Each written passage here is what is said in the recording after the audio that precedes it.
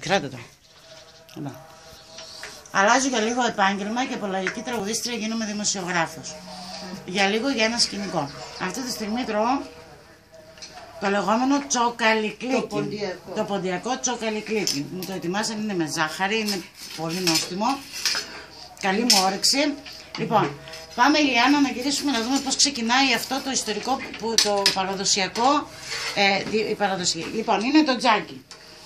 Κοντά μας οι θείες και φίλες της μαμάς μου, κυρία Δέσποινα Παντελίδου Παπαδοπούλου.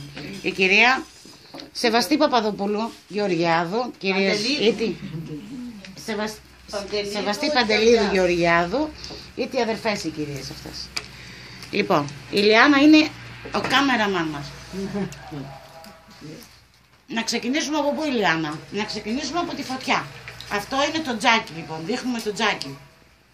Στο οποίο τζάκι ψήνονται τα φύλλα. Έλα, γιατί έχουμε ένα πολύ ωραίο. Το αμπάρι πολύ. Θα γεμίσει το αμπάρι αυτού. Είναι το Δωρικό. Αυτά τα φύλλα λοιπόν γίνονται για την κυρία Κούλα από το Δωρικό και θα γεμίσει και το δικό της το αμπάρι. Πάνε κοντά λίγο, Ηλιάνα, να δούμε πώς φουσκώνει το αμπάρι. Τέλεια. Κυρία Δέσποινα, μπορείτε να μας πείτε λίγα πράγματα για τα φύλλα, πώς ξεκινάτε? Πώς θα κάνουμε, από πού ξεκινάμε? Πρώτα το ζυμώνουμε. Να δούμε λίγο το ζυμάρι. Νερό. Λοιπόν, αλάτι, έτσι ξεκινάει το ζύμωμα και γίνονται αυτές οι μπαλίτσες εδώ πέρα. Η Ηλιάνα, δείξε μας καλά τις μπαλίτσες. Τα ζουβαλάνια, τα λέμε, ποντί. Και το επόμενο βήμα είναι στην κυρία Σεβαστή, να δούμε λίγο εκεί πέρα. Έτσι μετά έρχεται και γίνεται αυτό, η μπαλίτσα αυτή γίνεται το φύλλο. Το οποίο φύλλο φεύγει και πάει επάνω στο τζάκι. Στο σάτσι. Στο σάτσι. Λέγεται σάτσι. Ωραία. Για να δούμε πώς ξεκινάει. Είναι η μπαλίτσα. Ελαφιά. Και έτσι λοιπόν η μπαλίτσα πλάθεται και γίνεται το φύλλο που πάει στο σάτσι και ψήνεται. Γίνεται γιοχάς. Και γίνεται γιοχάς. Έτσι.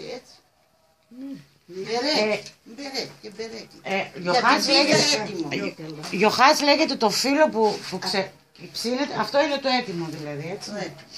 Έτσι ψήνεται και γίνεται το έτοιμο το φύλλο. Για δείξε, Ηλιάνα, λίγο εδώ πέρα πίσω που έχει μια μεγάλη στίβα έτοιμους γιοχάδες. Αυτά λοιπόν τα βάζουμε. Ποιος θα μας πει τη συνταγή? Θεία Σεβαστή. Βάζουμε στη λεκάνη το αλεύρι, το κοσκινίζουμε. Πάμε από κοντά μου φαίνεται. Κοσκινίζουμε το αλεύρι, μετά βάζουμε στο νερό αλάτι και αρχίζουμε και ζυμώνουμε. Τι πάνω από κοντά να τη βλέπουμε. Και ζυμώνουμε. Μετά αρχίζουμε, κάνουμε τα ζουβαλάνια μας, τα μπαλάκια. Τα ζουβαλάνια, τι πάρε να σε θέσεις να μας δείξεις λίγο. Ζουβαλάνια. Αυτό είναι το ζουβαλάνι. Αυτό το οποίο γίνεται φύλλο μετά. Γίνεται φύλλο. Αυτό το φύλλο μετά έρχεται πάνω στο σάτσι, το κοκκινίζουμε, το φουσκώνουμε και το έχουμε έτοιμο για το χειμώνα για πίτες. Άρα αυτό είναι η προετοιμασία.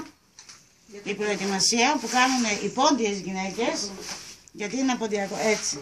Πόντιες γυναίκες για το χειμώνα. Για το χειμώνα. Ωραιότατες πίτες. Βρέχεις το φύλλο. Ωραία. Λίγο σιγά σιγά και μετά βάζεις το τηγάνι, το κάνεις με οτιδήποτε, με πράσο, με σπανάκι, με τυρί, με κιμά, πάρα πολύ ωραία. Το βάζεις και στο φούρνο, στο ταψί. Γίνεται και στο τηγάνι και στο ταψί. Αυτό που με κεράσατε το πρωινό είναι τέλειο. Ναι, πάμε να δούμε τη θεία της Σεβαστή που ανοίγει το φύλλο. Λίγο μίλα και εσύ, κυρία, ύστερα λες καμιά φορά εγώ δεν... δεν είπες.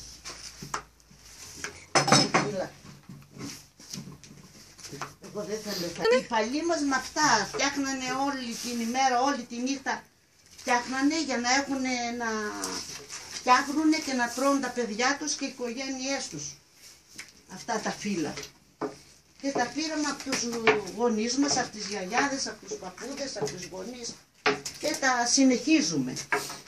Δηλαδή είναι κάτι σαν παράδοση. Συνεχίζεται η παράδοση της παραδοσιακής πίτας που λέγεται γιοχάδες. Έχει καμία σχέση με αυτούς τους γιοφκάδες που λένε? Γιοφκάδες Εμείς τα λέμε γιοχάδες στην ποντιακή διάρκεια. Έχει καμία σχέση με τους γιοφκάδες που πουλάνε στο σούπερ μάρκετ και στα τέτοια αυτό? Δεν ξέρω, εμείς τα λέμε μακαρόνια, φιλοπίτη. Ωραία. Θεία, από αυτό το ζυμάρι το ίδιο βγαίνει αυτό, από έτσι? Αυτό, ναι, από αυτό μπορείς να κάνεις... Δηλαδή αυτό το φύλλο γίνεται αυτή η πίτα η ξερή, γίνονται τα μακαρόνια. Τι άλλο κάνουμε με αυτό το? Όχι, τα μακαρόνια βάζουμε όμως και αυγά. Α, αλλάζει η ζύμη δηλαδή. Και στο υβριστό που κάναμε βάλαμε αυγά. Άρα υπάρχουν και τα μακαρόνια τα ποντιακά, υπάρχουν και το υβριστό. Ναι. Λοιπόν, επειδή λοιπόν η παράδοση κρατιέται, ας πάρω εγώ τώρα το έτσι και να δούμε μια καινούρια. Πού είναι κανείς? Μια καινούρια λοιπόν, γιατί επειδή πάει από Αμαντάμ, Παπαντάμ που λέμε, έλα Ηλιάνα, πήγαινε να μας δείξεις. Μια καινούρια νοικοκυρά λοιπόν και στην ποντιακή οικογένεια θα μάθει να ανοίγει φύλλο. Ηλιάνα, έλα εδώ. Έτοιμο το τραπέζι της με το, πώς το είπαμε, το μπαλάκι θεία? Το ζουβαλάκι και ο πλάστης που τον λέμε εμείς φλαού. Έλα, μόνο τα χέρια σου θέλουμε να βλέπουμε. Έλα, δεν θα σε πάρω σε μέρα. Έλα καινούρια που σε πήραμε καινούρια στην ποντιακή οικογένεια και θα μάθεις και εσύ να κάνεις. Λοιπόν, για να δούμε τώρα η καινούρια νοικοκυρά πώς θα μάθει, πώς έμαθε μάλλον να πλάθει και να ανοίγει το φύλλο από την καλή πεθερά. Καλύτερη μάλλον. Την καλύτερη πεθερά. Έτσι. Αλλά έτσι όπως το βλέπω μάλλον θα γίνεις και καλύτερη από την πεθερά. Ναι. Και φυσικά αυτό για την πόντια μάνα είναι η χαρά η μεγάλη. Ωραία. Τέλεια.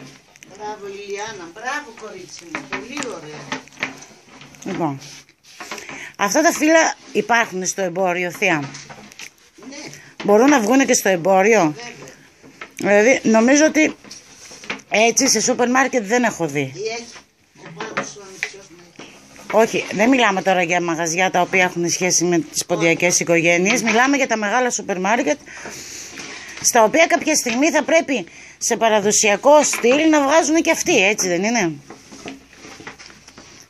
Λοιπόν, ανοίγουμε το φύλλο, νύφη και πεθερά εδώ.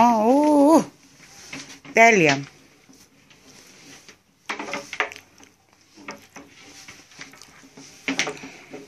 Ένα βίντεο προσωπικό, οικογενειακό, φιλικό εδώ για σας. Θα το στείλουμε. Έτσι. Έτσι έκανε την προεργασία η Ηλιάνα και πάει στα χέρια της πεπειραμένης νοικοκυράς. Λοιπόν, θεία, κράτα το να μιλήσω. Έτσι. Δεν ξέρω, μην κάνει σκιά. Εδώ έτσι. Λοιπόν, αυτή ήταν η πρωινή μου επίσκεψη στη γειτονιά και στις φίλες της μαμάς μου και εύχομαι καλή ευκολία. Εγώ αυτό μπορούσα να κάνω, τόσο ξέρω από δημοσιογραφία. Γιατί... Σε ευχαριστούμε πολύ, Άννα μου. Να είστε καλά, θεία μου. Να είστε καλά και στα εσύ. παιδιά να το πούνε. Ευχαριστούμε πολύ. Καλή δουλειά σε εύχομαι. Ευχαριστώ.